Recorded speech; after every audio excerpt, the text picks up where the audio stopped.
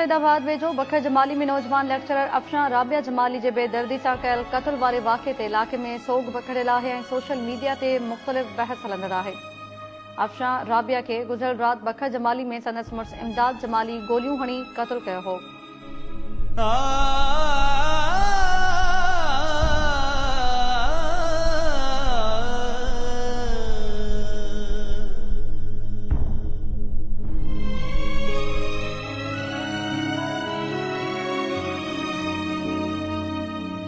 पढ़ियल लिखियल घराने सां ताल्लुक़ रखंदड़ अफशां बखर जमाली हायर सेकेंडरी स्कूल में लेक्चरर हुई। हुन 6 महीना अॻु कमीशन पास करे सब्जेक्ट स्पेशलिस्ट तौर नौकरी हासिल कई हुई। अफशां जमाली जी समूरी फैमिली दुबई जी रहायशी आहे, जिते संदसि वालिद मोहम्मद ख़ान एयर कंपनी में इंजीनियर ऐं संदसि भाउ पायलट आहे। अफशां दुबई मां बखर जमाली पहुची जवाबदार इमदाद जमाली सां पसंदि जो परिणो कयो हो, जंहिं मां खेसि 3 ॿारनि जी औलाद बि थी।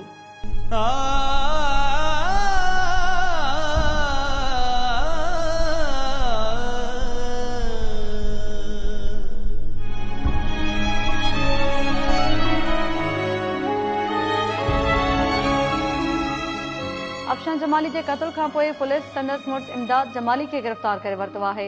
पुलिस मूजिबि जवाबदार ॾोह बासींदे मक़तूला ते कारिन जो इल्ज़ाम हयो आहे। जवाबदार जो चवणु आहे त हुन गैरत में अची अफशां खे क़त्ल कयो। दुबई मां पहुतल अफशां जे वालिद ऐं भाउ अहिड़ा इल्ज़ाम रद्द कंदे चयो त अफशां हिकु नेक सीरत न्याणी हुई। हुननि चयो त जवाबदार इमदाद जमाली हिकु लालची शख़्स आहे, जेको मुख़्तलिफ़ वक़्तनि ते असां खां लखें रुपया वठंदो रहियो आहे। आख़िरी भेरे पैसा न ॾियण तां कावड़ में अची हुन अफशां खे क़त्ल करे छॾियो। चक्कर में इन्हनि जी पैसा पैसा पुननि वटि त आख़िर जो ॾींहुं बैंक बंदि आहे, सुभाणे बैंक खुलंदी तव्हांखे पैसा ॾींदो। इन्हनि हींअर पैसा घुरिया, पैसा ॾियण ते मारींदोसीं। पोइ इहो प्लान करे उन ॾींहुं खे मारे छॾियो। हालांकि मूं तक़रीबन 15 ॾींहं पहिरीं 2.5 लख रुपया मोकिलिया हुआ हिननि जे लाइ, हुनजे बैंक में सुबुह जो वटि लालची माण्हू आहिनि, पैसे जे करे आख़िर सम्झो माउ जे ॿार रहंदो आहे, जॉब कंदो आहे, तो मूंखे ॾियो दबाई मूंखे मारे छॾींदा लालची खाइण पैसे ॾी। 50 लख ॾी मूं घर ठाहे ॾिनोमांसि, 45 लख जी गाॾी वठी ॾिनोमांसि।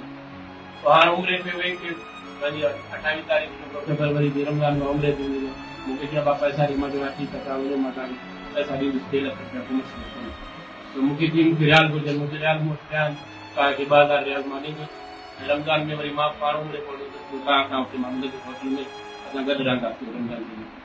बस वो रमजान का पहले हमारे क्या लालच था, खानदानी जो हमारे जो पूरे बनाए नीचे हमारे लिए छोड़े, उनके लिए उनके ऊपर लालच था। उनको हर महीने पैसे चाहिए थे, अपने लिए अलग, अपने अब्बू के लिए अलग, अपने भाई के लिए अलग। कब तक बंदा देगा? एक टाइम तक बंदा देगा, लेकिन फिर भी चलो हमने पूरा मसला नहीं हम देख रहे। 6-7 दिन पहले भी हमने 2.5 लाख रुपए भेजे, 2 से 2.5 लाख रुपए भेजे, तब भी इन्होंने लड़ाई की कि हमें रात के रात दे दिया, बैंक से निकाल के दो। रात रात बंदा कहाँ से बैंक से निकाल के देगा?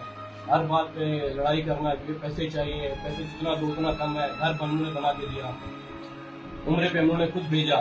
हालांकि इस साल उम्रे पे करके रमजान में हमने उम्रे पे भेजा, गाड़ी भी हमने लेके ली, घर भी हमने बना के दिया, बच्चों की पढ़ाई भी हम, जो खर्चा सब हम खुद उठा ले रहे। अभी बहन की 1 लाख रुपए तनख्वाह दी, उससे भी उसका पेट नहीं भरा, उसको और चाहिए था। उस लालच में आके उसने जाके मेरे कत्ल कर। अफशां जमाली जे बखर में जनाज़ नमाज़ अदा करण बाद मढ़ मकामी कब्रिस्तान में मिटी मां हवाले कयो वियो। दुबई मां पहुतल वालिदैन पंहिंजी नौजवान न्याणी जो मढ़ ॾिसी रोई वेठा।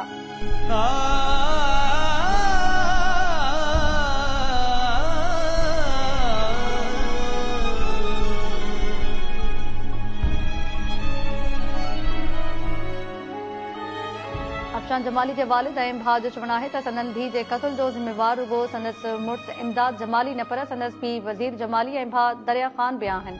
सिर्फ पैसे जो चक्कर आहे, हुनजो फी हुनजी मूंखे 25,000 रुपया पर मंथ दी। हाणे मुंहिंजी नंढी चयो 25,000 तव्हांखे छो ॾियां? भाउ चयो मूंखे 2,000 पर मंथ ॾे, माना 50,000 पर मंथ तव्हांजे फी खां वठी ॾियो उमिरि खां।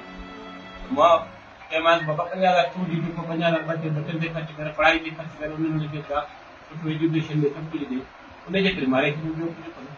भले घोट खां पुछी सघो था। अच्छा जय भला इहो जवाबदार हिकिड़ो ई आहे या ॿिया बि हिन खां सहूलियत कान आहे? इनजो पीउ आहे, इनजो भाउ दरिया ख़ान आहे। ये टई इनवाल्व आहिनि, ये टई मुख्य जवाबदार वज़ीर इनजो पीउ आहे, पंहिंजो दरिया ख़ान आहे। ये टई इनवाल्व आहिनि, बेस प्लान में टई आहिनि। पहिरीं बि जेको आहे सो हिनखे जो तोखे मारींदासीं आख़िरकार मारे